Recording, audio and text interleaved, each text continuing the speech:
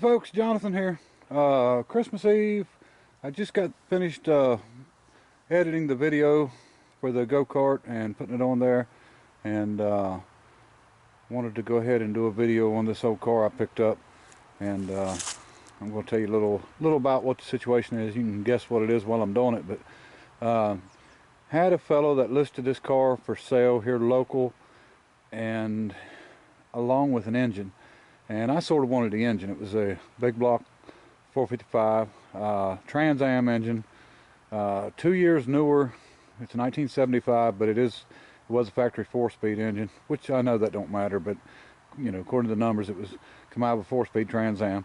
And I wanted to get the engine just because of the situation with the engine block. I'm guessing that I'm going to find some probably a crack block, or at least some cracked sleeves. Now we can re-sleeve it, but in the 73 Trans Am I've got, but I wanted to go ahead and get an engine lined up in case I needed it. It's supposed to be a good one. We'll see what happens, but it's kind of weird. The guy advertised this car and the engine on actually it was Facebook Marketplace, and I went ahead and got a hold of him. Turns out it was somebody that I knew. It was actually one of my customers. I've done a lot of towing and stuff for him before, moved some buildings for him, and he pretty much just said, hey look, I got this double wide mobile home, one half of it's partially burnt and it's sitting beside my house here, and I want to get it moved into the back so I can, you know, repair one side of it for his woodworking shop, and then you know, tear the other side down, or rebuild it, or whatever he's going to do. And it was a pretty big job. So I mean, where it was and where it was going to, no axles under it, and it needed, you know, one half. We actually put two axles under each half instead of 3, which it should have had. But anyway, I took one of my records over, hooked to it, moved it. Got a buddy of mine to come over and give him a little bit of money to help me out on spot and stuff, because he, you know, me and him's done this stuff before together, and I knew, you know, I could depend on him, and he, you know, wouldn't get me in a bad spot, let's put it that way. And so anyway, that's what we done. We moved it. Took well, every bit of half the day, maybe a little more, and this was my prize. And like I said, I did this mainly for the engine. Ended up with the car too. Anyway, this is a 62 Pontiac Grand Prix, and this was actually probably a 389 car. It does have the bucket seats, the floor shift and console. There's parts missing, but most of the parts are here. And the little things I'm finding that I think's missing, I end up finding in the car. But I think we are missing a shifter. We got the console and stuff. You know, I got this car sort of just as a, you know, threw in with the deal, and wasn't expecting much out of it. But the more I looked at it, you can see a little Bondo here and there. I think most of that is just over top of sheet metal that they had fixed right and welded in. I don't think this car is that bad. The floors in the car are really good. The trunk's really good. Somebody has already done a lot of work to it, and I get a lot of cars in this condition to where somebody started on them and tore them apart. Usually they take them apart, put everything inside, start cleaning on a little bit, and then quit. But this one they went a little farther on. I think they've done a lot of brake work, brand new gas tank. I think they've done some trunk work.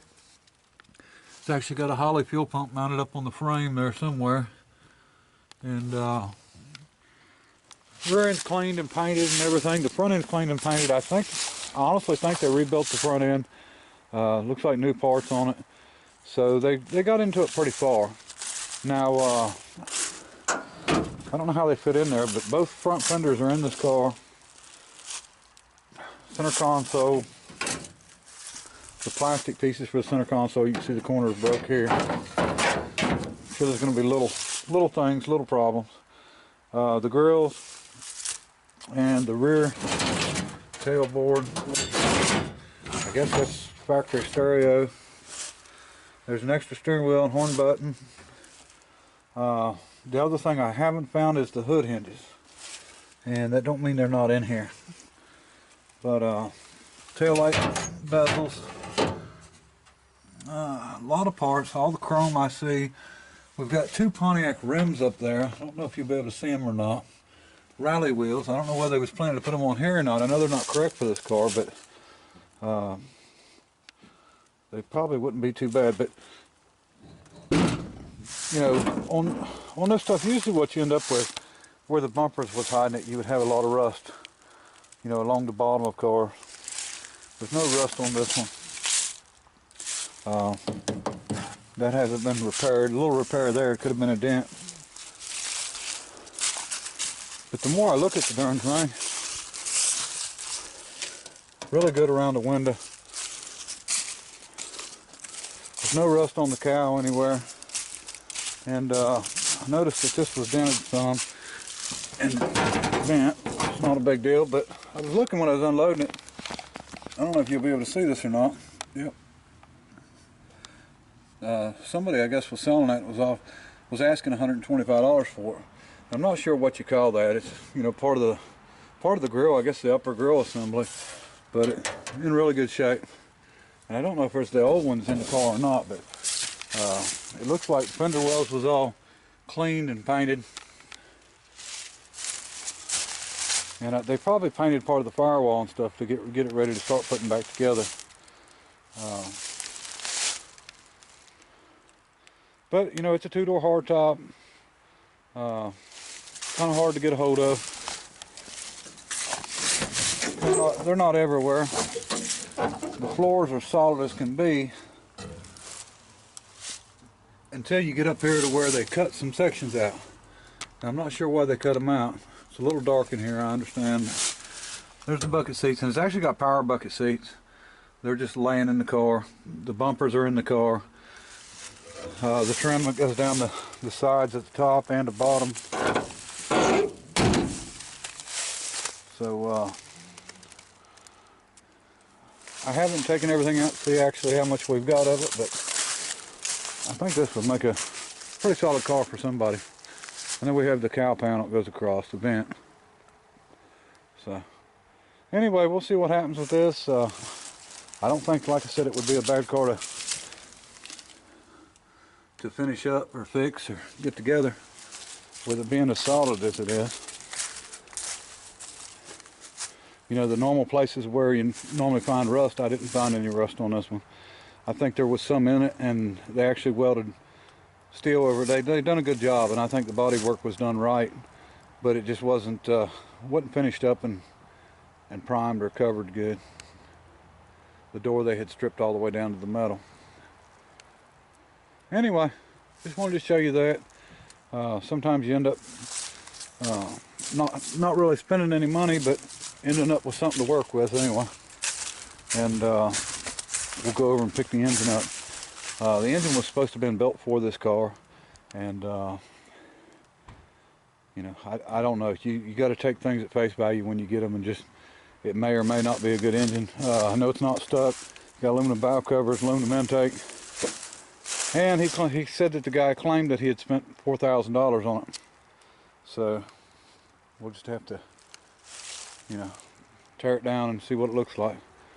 But anyway, like somebody a nice old driver, I guess. All right, well, I want to thank everybody for subscribing. We've gotten a lot of subscribers, and more than I ever expected or anything like that. And you know, we're gonna keep doing what we're doing, and we got the go-kart finished up, so you know, back to doing some other work. Didn't get the truck done, the rear end and the four-wheel drive yet.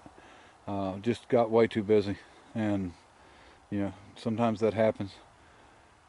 And just be safe. And you know, there's so many people wrecking out there, and of course it's that time of the year for the deer too. We don't have very many deer hunters now, so now we just got front bumpers to kill them. So anyway, and I want to wish everybody a Merry Christmas, and hope everyone's doing good, and